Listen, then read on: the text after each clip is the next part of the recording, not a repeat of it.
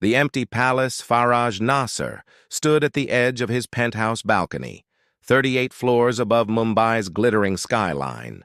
The night air carried the distant sounds of the city, but up here, everything felt muted, detached, just the way he preferred it. At 42, Faraj had built Nostek from nothing into a global empire worth billions. His face graced magazine covers, his name opened doors, and his signature could make or break careers. He had amassed wealth that spanned generations before him, yet something fundamental eluded him. Tonight's charity auction had been like all the others, wealthy people paying absurd amounts to feel momentarily virtuous. Faraj had donated generously, as expected. The amount meant nothing to him. It was merely the cost of doing business in his social circle. "Mr. Nasser, your guest has arrived," his assistant Rohan announced from the doorway. Faraj nodded, not bothering to turn around. Another dinner with another potential business partner. Life had become a series of transactions, each indistinguishable from the last. "Actually, sir, she's not quite what we expected," Rohan added hesitantly. This made Faraj turn. Standing beside his assistant was a woman who seemed entirely out of place in his chrome and glass sanctuary. She wore a simple cotton salwar kameez in deep purple, her dark hair tied back in a practical braid. She carried a leather messenger bag that had seen better days. "Mr. Nasser," she said with a small bow of her head, "I'm Priya Sharma from the National Archives. I believe there's been a misunderstanding. I was told to deliver these historical documents for your upcoming exhibition, not attend a dinner." Faraj waved Rohan away and approached the woman. "The Mumbai Heritage Exhibition." Of course. He had forgotten entirely about the passion project his PR team had arranged to soften his public image.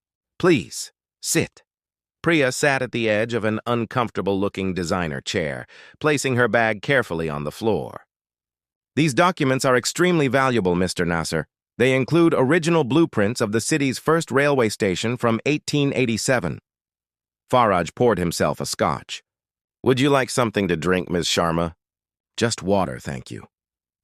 He noted how her eyes didn't linger on his possessions the way most people's did. Instead, she glanced at his bookshelves with genuine interest. "You have Tagore's complete works," she observed. "First editions?" "Yes, purchased at auction last year. Have you read them?" she asked, accepting the water he offered. The question caught him off guard. Most people asked about the value, not the content. "Some?" he lied. Priya smiled slightly. His words lose something when they're just sitting on a shelf, don't they? Something about her directness unsettled him. She wasn't trying to impress him, and it was refreshing. "Tell me about these documents," he said, changing the subject. As Priya carefully removed the preserved papers from protective folders, her entire demeanor transformed. Her voice grew animated, her hands moved expressively, and her eyes lit up with genuine passion. "This signature here belongs to James Berkeley, the chief engineer. Notice how the ink has faded differently on this corner? That's because these plans were actually revised after a dispute with local merchants." Faraj found himself listening, truly listening, for the first time in years. Not for business advantage or strategic information, but because her enthusiasm was somehow contagious. When his phone rang, he silenced it without checking who was calling. Something he never did. "You seem to care deeply about history," he remarked when she paused. "I believe understanding our past helps us build better futures," she replied simply. "These papers represent dreams, Mr. Nasser. People who imagined connecting a city before the means truly existed. And what do you dream of, Ms. Sharma?" The question surprised even him. She considered this thoughtfully. "A world where we preserve what matters. Not just documents or buildings, but human connections." For a moment, Faraj felt uncomfortably seen. "Well," she said, gathering her things, "I should leave these with you. Please remember they need to be kept at proper humidity levels." "Stay," he said suddenly. "For dinner. I'd like to hear more about the exhibition." Priya hesitated. "I'm sorry, but I have prior commitments. Perhaps another time." As she walked toward the elevator, Faraj felt an unfamiliar sensation. For the first time in his carefully controlled existence, someone had said no to him without fear or ulterior motive. And strangely, his empty palace seemed even emptier after she left. Paper lanterns. 3 weeks after their first encounter, Faraj found himself standing outside the National Archives building. The imposing colonial structure, with its weather-worn pillars and ornate archways, seemed to judge him silently as he hesitated at the entrance. He had never visited before, despite funding part of its restoration 2 years ago, another tax write-off his financial team had arranged. Inside, the cool air carried the distinct scent of old paper and wood polish. Scholars and researchers moved quietly through the reading rooms, their focus absolute. Faraj felt strangely out of place despite his tailored suit and the confidence that normally radiated from him in any room. "May I help you?" asked an elderly gentleman at the reception desk. "I'm looking for Priya Sharma." The man's eyebrows rose slightly. "Ms. Sharma is conducting a workshop in the East Wing. I'm afraid she cannot be disturbed." Faraj slid his business card across the desk. "I'll wait." The man seemed unimpressed but directed him to a waiting area. Faraj checked his watch. 11:30 a.m. on a Wednesday. He had canceled 3 meetings to be here, something his executive team had found baffling. He himself couldn't quite explain the compulsion that had brought him. An hour later, he heard her voice before he saw her. Priya was leading a group of school children, perhaps 9 or 10 years old, all wearing matching uniforms. "Remember," she was saying, "history isn't just dates and facts. It's stories of people just like you, making choices that shaped our world." The children nodded seriously, clutching their notebooks. One small girl raised her hand. "Miss Priya, will our names be in history books someday?" Priya knelt to the child's level. "Every one of you is already part of history, Deepa. The question is, what story will you help write?" Faraj watched as the children filed out, chattering excitedly. Only when the last child disappeared did Priya notice him. Her smile faded slightly. "Mr. Nasser, this is unexpected." "I was in the neighborhood," he lied smoothly. "The financial district is hardly in the neighborhood of the archives," she responded, adjusting the stack of papers in her arms. Faraj smiled. "You caught me. May I speak with you privately?" Curiosity won over caution, and Priya led him to a small courtyard garden within the archives complex. Stone benches surrounded a modest fountain, and potted plants created pockets of vibrant color against the aged stone walls. "Your exhibition was a success," she said, sitting down. "The documents have been safely returned." "That's not why I'm here." Priya waited, her expression carefully neutral. "I'd like to invite you to the Diwali Foundation Gala this weekend," he said. "As my guest." "I'm not sure that would be appropriate, Mr. Nasser. It's a fundraiser for educational initiatives. Given your passion for teaching, I thought you might be interested." Priya's eyes narrowed slightly. "While I appreciate the invitation, I typically avoid such events." "The ticket cost alone could fund a small library," he persisted. "And with the right introductions, you could secure additional funding for the archive's community programs." She studied him, her dark eyes unreadable. "Why me, specifically? Surely there are more suitable companions in your social circle." The directness of her question caught him off guard. In his world, people danced around true intentions, wrapping them in pleasantries and pretense. "You're different," he admitted. "You see value in things others overlook." Something in his tone must have convinced her, because after a long moment, she nodded. "Very well. For the networking opportunity." The night of the gala arrived, and Faraj found himself uncharacteristically checking his watch every few minutes. When Priya entered the hotel ballroom, he almost didn't recognize her. She wore a simple silk sari in deep emerald, her hair arranged in an elegant updo adorned with a single jasmine flower. She carried herself with quiet dignity, unimpressed by the opulence surrounding her. Throughout the evening, Faraj introduced her to Mumbai's elite. She spoke passionately about preservation and education, securing promises of support from several influential figures. Her authenticity seemed to cut through the usual superficiality of such events. Later, as they stood on the hotel's garden terrace watching paper lanterns rise into the night sky, Faraj made a calculation, the kind he had made countless times before with different women. "You've impressed a lot of people tonight," he said. handing her a champagne flute. "Thank you for the opportunity," she replied, taking a small sip. "I could help you secure permanent funding for your children's program," he continued. "No more annual budget battles. Financial security." Priya turned to face him. "That would be extraordinary." "I find you fascinating, Priya," he said, stepping closer. "Your passion, your principles. I'd like to know you better." Much better, understanding dawned in her eyes. "Are you propositioning me?" "I'm proposing a mutually beneficial arrangement. 1 weekend at my villa in Goa. Discretion assured. In return, I'll establish a trust fund for your educational initiatives. 5 crore rupees. Life-changing for those children you care about." The champagne glass nearly slipped from her fingers. She set it down carefully on the stone balustrade, her hand trembling slightly. "You believe you can purchase intimacy?" Her voice was quiet, but there was steel beneath the softness. "I'm offering a partnership where we both get what we value. It's simple economics." A single tear slid down her cheek, catching the light from the lanterns above. "Simple economics," she repeated. "Is that how you measure everything? In transaction values?" "It's how the world works, Priya.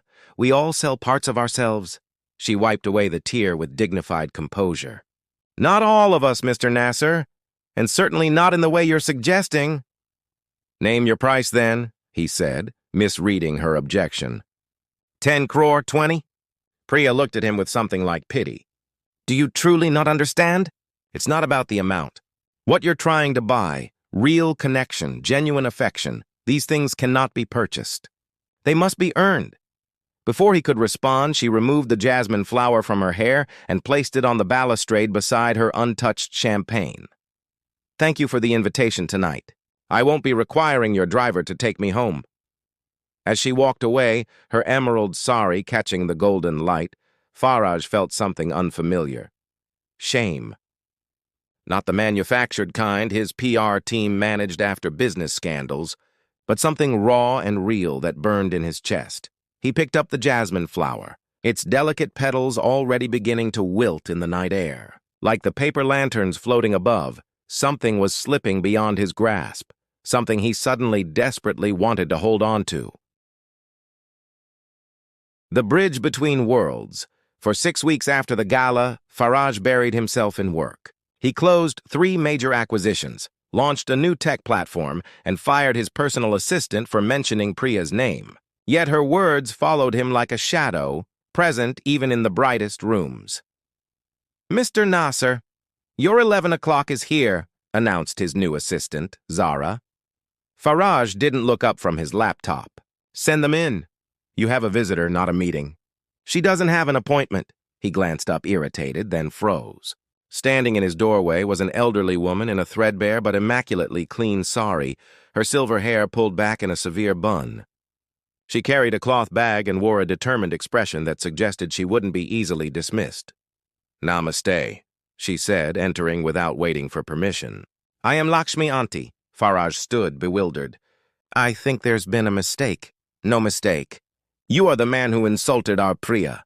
His stomach tightened. "I don't know what you've heard, but—" "I've heard enough," she interrupted, setting her bag on his pristine desk. "And now you will listen." Something about her authority made him comply, sinking back into his chair as she remained standing. "Priya grew up in my orphanage, Asha House. Her parents died in the Bhuj earthquake when she was 7. She had nothing, no family, no money, no connections. What she built through hard work and integrity." Faraj swallowed. "I didn't know." "Of course you didn't. Men like you never ask. You only take." She pulled a worn photo album from her bag. "These are our children. 32 currently. Our building is crumbling. The government funding barely covers food." "Why are you telling me this?" Lakshmi's eyes pierced him.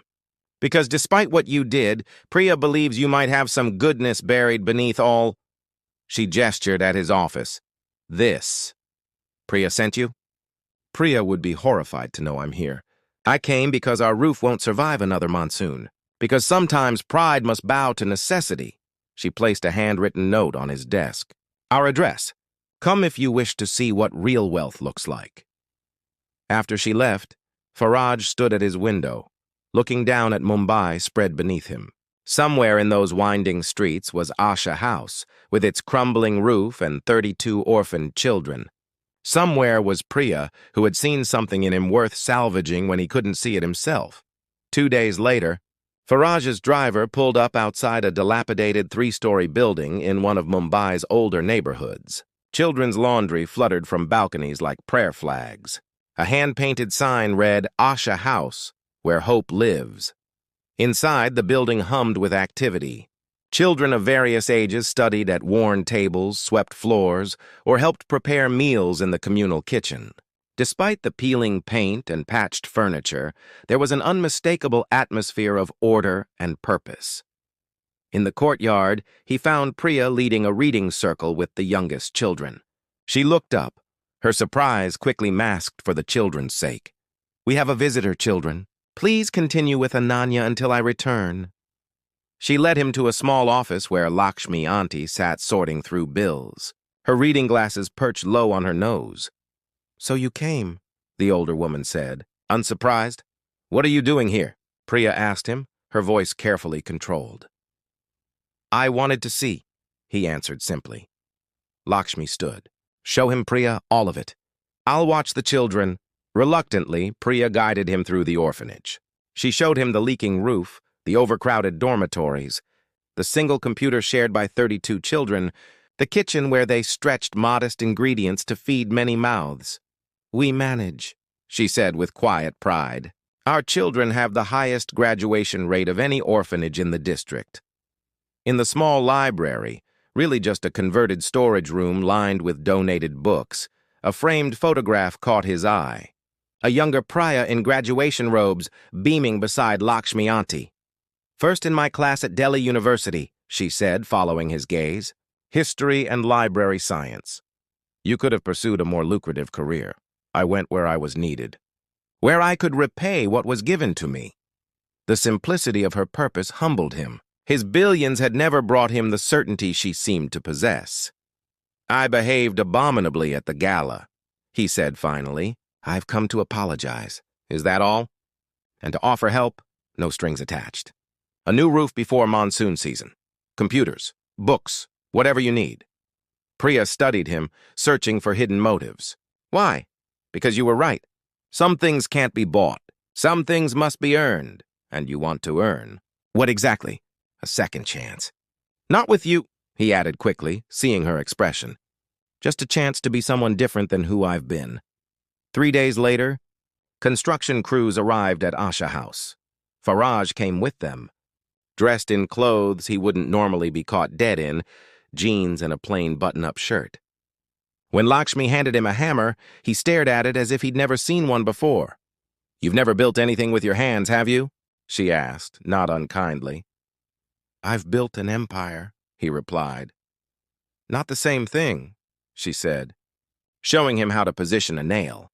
By day's end, his hands were blistered, his back ached, and his expensive watch was scratched beyond repair. But part of the new roof was in place, and when the children cheered, he felt something shift inside him, the first trembling of a bridge forming between worlds. That night, as he was leaving, Priya approached him. "You didn't have to do the physical work yourself." "I think I did," he replied, looking down at his raw hands. "Will you come back tomorrow?" "If you'll allow it," she nodded once. The children would like that. It wasn't forgiveness, not yet, but it was a beginning. Roots and Wings autumn gave way to winter, and winter melted into spring. Asha House transformed, not into a luxury establishment, but into a sturdy, functional home where children could thrive. The new roof held firm. The expanded library filled with carefully selected books. The computer lab hummed with activity as children learned skills for a digital future. Faraj came every weekend, then twice a week, then nearly daily. His executive team learned to schedule around his absences, though they couldn't understand his new priorities. Business associates whispered about his midlife crisis or speculated about tax benefits. Only Zara, his assistant, seemed to understand. "You seem happier, sir," she observed one day as he prepared to leave early for a science fair at Asha House. "Do I?" he asked, surprised by the observation. "Yes, less haunted." On this particular spring afternoon, Faraj sat cross-legged on the orphanage's courtyard floor, surrounded by children building solar-powered toy cars for the fair. His expensive trousers were smudged with paint, and his rolled-up sleeves revealed forearms that had grown tanned and strong from manual labor. "Mr. Faraj, mine won't move," complained 8-year-old Vikram, pushing his lopsided creation toward him. "Let's troubleshoot," Faraj replied, examining the small motor. "Remember what we learned about circuits?" From the doorway, Priya watched them, a complicated expression on her face. Over months, she had witnessed Faraj's transformation from imperious billionaire to patient mentor. He had never again mentioned their uncomfortable exchange at the gala, nor had he attempted any romantic overtures. Instead, he had simply shown up day after day, offering what was far more valuable than his money: his time. "He's different with them," said Lakshmi Auntie, appearing beside Priya. "Natural." "He surprises me," Priya admitted. "I never expected this level of commitment. People can change when they have reason enough." The older woman gave Priya a knowing look. "And he has found quite compelling reasons." Later that evening, after the children had presented their projects and been tucked into bed, Priya found Faraj sitting alone on the roof he had helped build. The Mumbai sky stretched above them, stars barely visible through the city's glow. "Mind if I join you?" she asked. He moved over on the bench. "Your Vikram has real engineering talent. He reminds me of myself at that age." "Oh? Were you taking apart radios too?" "Computers." Much to my father's dismay, he wanted me to join the family textile business. "You've never mentioned your family before," Priya noted, accepting the cup of chai he offered. "There's not much to tell. My father built a modest business. I was expected to follow in his footsteps. When I chose technology instead, he disowned me." Faraj looked into his cup. "We never reconciled before he died." The vulnerability in his voice touched her. "Is that why you build walls around yourself? Financial and otherwise?" "Perhaps. I learned early that admitting need was admitting weakness." They sat in comfortable silence, watching the city lights. "Why did you really come back here, Faraj? After the gala?" He considered her question carefully. "I've spent my life accumulating money, power, possessions. But when you walked away that night, I realized I had nothing of real value." He gestured toward the dormitories below. "These children, they have nothing by society's standards, yet they're rich in ways I never was. They have community, purpose, joy. And you wanted that for yourself?" I wanted to understand it. To learn how to build something that money couldn't buy. 6 months earlier, Priya might have doubted his sincerity. Now, having witnessed his consistent presence through tantrums and fevers, homework struggles and celebration days, she recognized the truth in his words. "The children adore you," she said softly.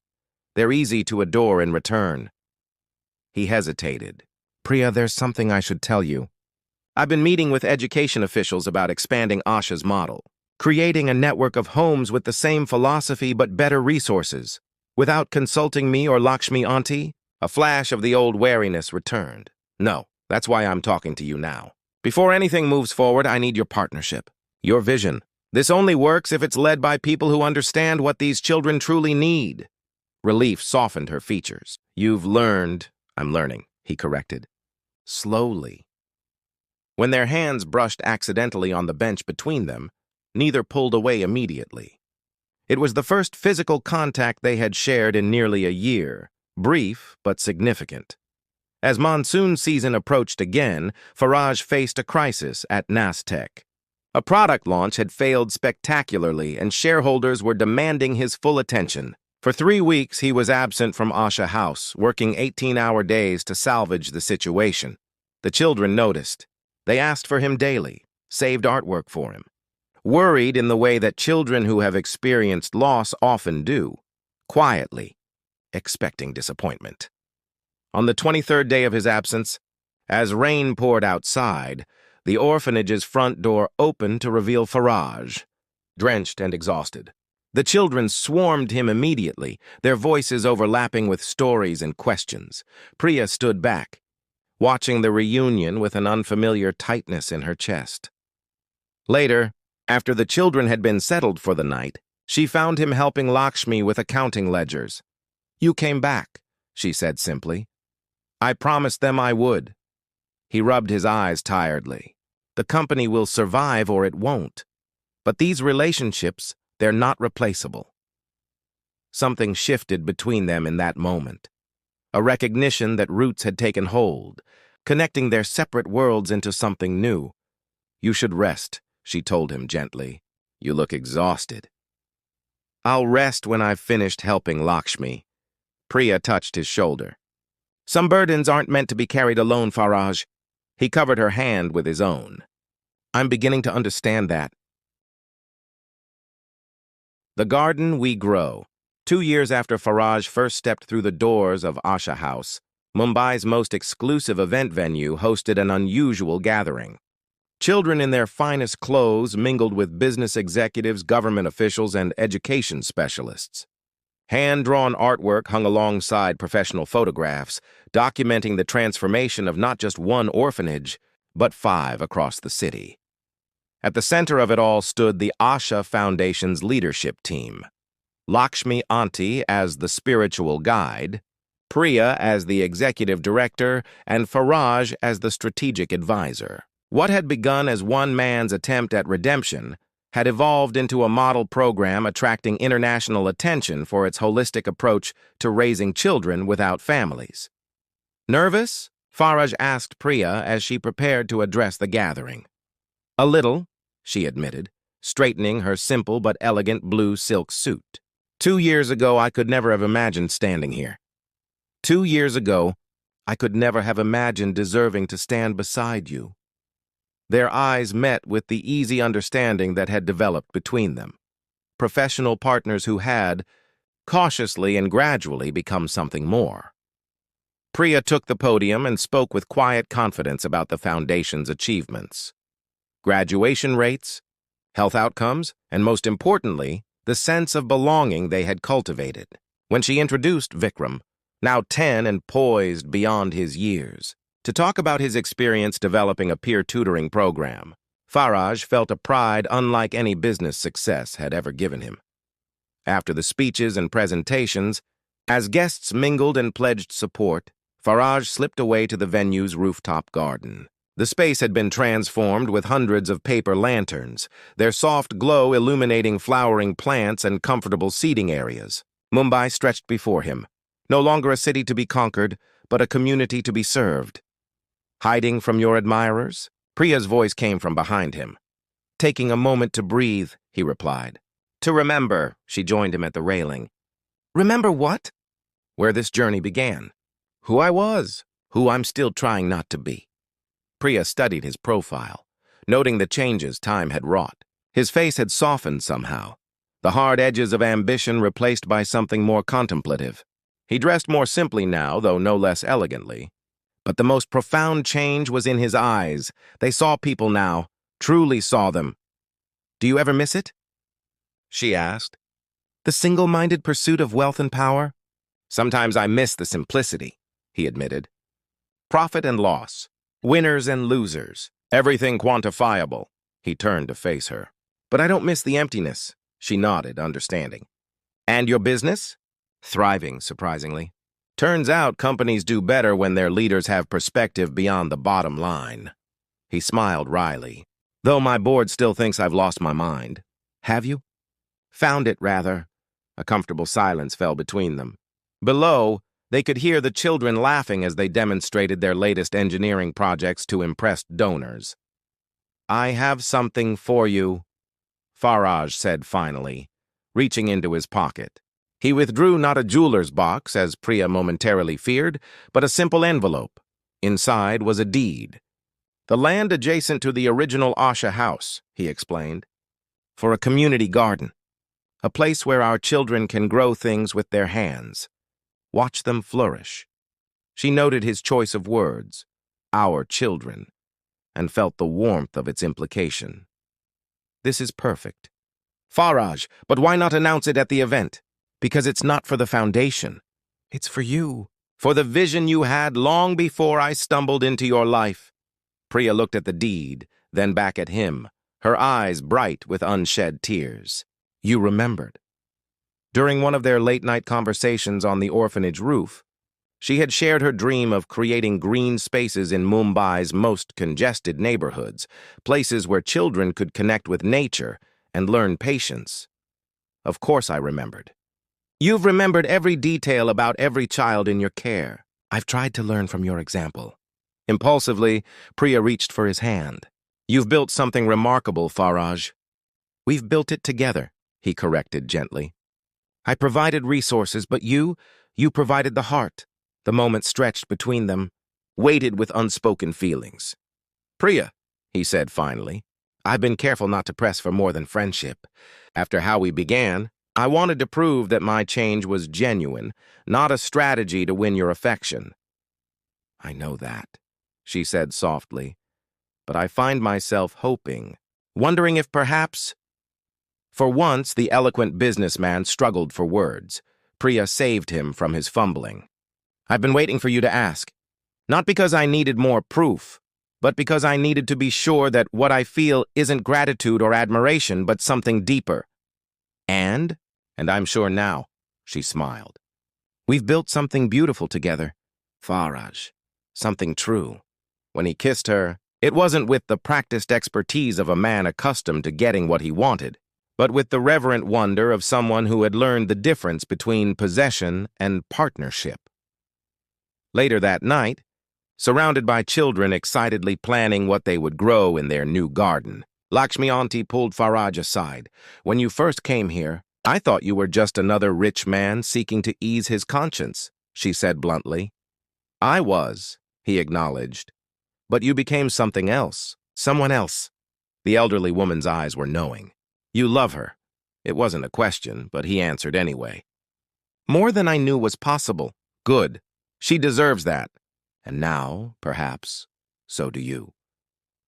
As the celebration continued around them, Faraj watched Priya kneeling beside the youngest children, helping them fold origami flowers for the donors. Once he had tried to buy her companionship for a weekend. Now, he understood the pricelessness of what she had freely given instead, the chance to rebuild himself into a man worthy of genuine love. In the garden, they would grow together. Both literally and figuratively, the seeds of transformation would continue to bear fruit for generations to come.